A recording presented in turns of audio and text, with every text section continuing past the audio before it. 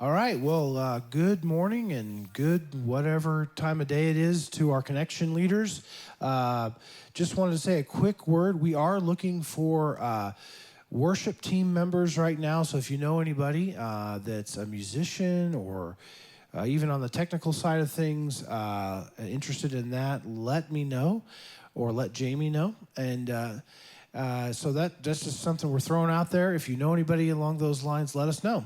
And we're excited. Pastor Brent Cunningham is with us this weekend, and I'm going to turn it over to him right now.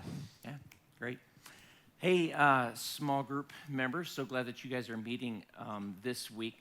So this particular weekend in this playlist series, we were talking about the idea of how do we deal with suffering, with difficulty, and still remain hopeful and have hope in our lives. And so I wanted to throw out an initial question that I think would be really interesting for you to discuss is, most likely the way that you deal with, respond to suffering, challenges, heartache, whatever it might be, will be based on the model that you probably saw growing up.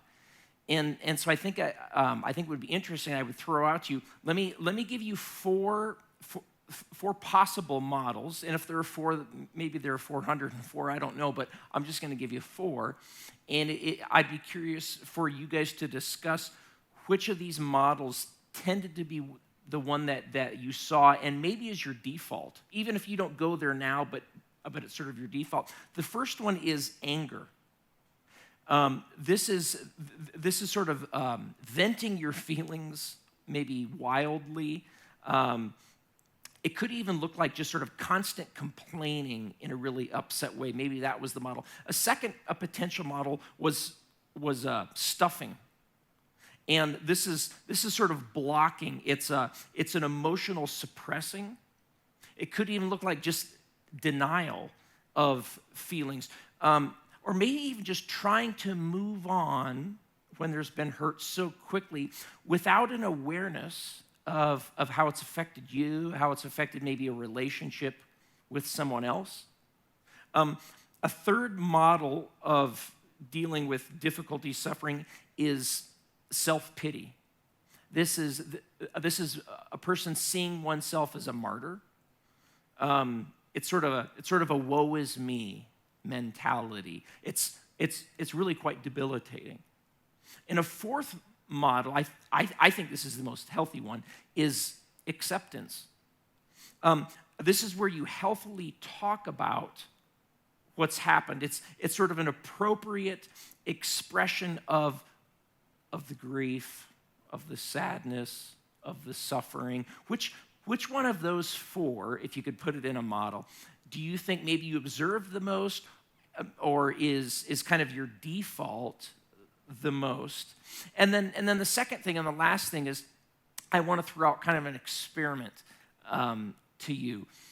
If you're in a close spiritual friendship with someone, or maybe a vulnerable small group where this kind of feels safe, here's something I would suggest to do, and it's really quite an interesting experience. Make a timeline of your life from birth till now, and make it in 5 minutes, or excuse me, 5 minutes, that'd be too much. Make it in 5-year increments, 5-year segments.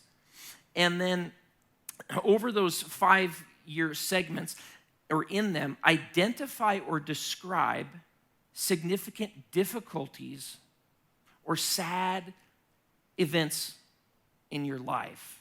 And again, you need to be sure that you do this with the appropriate people. But here's the power of it. Here's what I would suggest that this will do. If you do this with someone else, in one setting, you will learn more about that person than you would otherwise in a year's time of a relationship. Because here's the point, is that much of our lives, it's shaped and it's formed by the difficulties, even the tragedies of what we have encountered.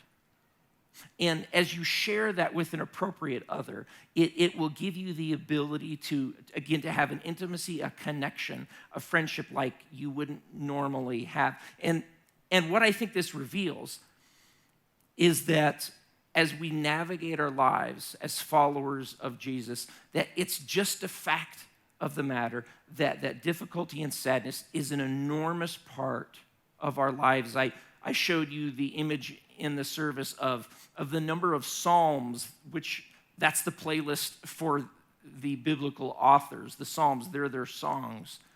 That the majority of them are laments. They're these songs of how do I walk through, how do I navigate deep sadness and difficulty and tragedy in my life with wisdom and in a way that I still have hope, that I'm not living a life without hope.